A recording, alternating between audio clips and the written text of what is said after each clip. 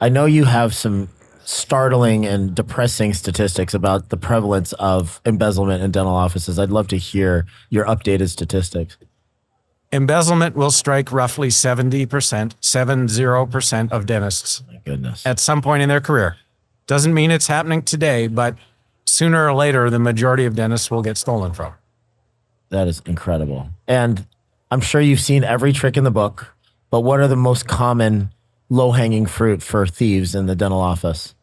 The low-hanging fruit happens when a doctor does not do a comparison of what their software says patients paid and what went into their bank account.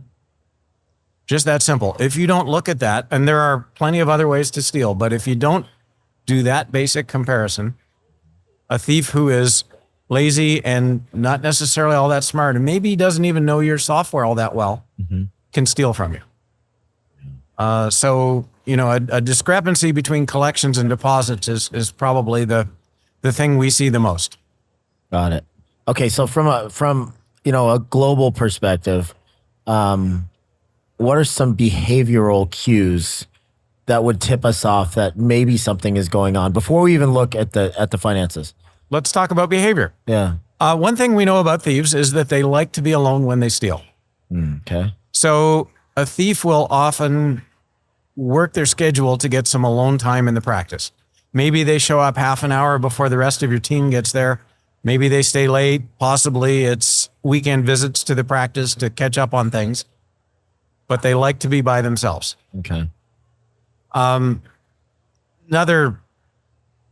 behavioral marker is thieves are pretty territorial. So they're really possessive about their responsibilities. They don't want to share their duties with anybody. They don't want to cross-train anybody to do any part of their job. They really hold their duties closely. Okay. Do you often see very seasoned employees that have been there for a while that are doing it for years, or is there a trigger that pushes them over the edge and gets them to start being dishonest? There are two kinds of thieves.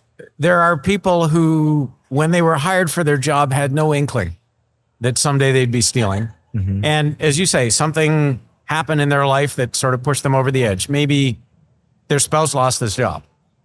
Okay. We saw some of this in COVID when suddenly people were aware of just how fragile their existence really was. I'm dependent on this dental office that's shut down right now because of COVID. I don't have enough money in my 401k to retire. My husband works for an airline and he's about to get furloughed. Some people were reminded of just how tenuous their finances really were. And then you have people who are kind of career criminals, and they will work in a practice and steal there and get caught and get fired.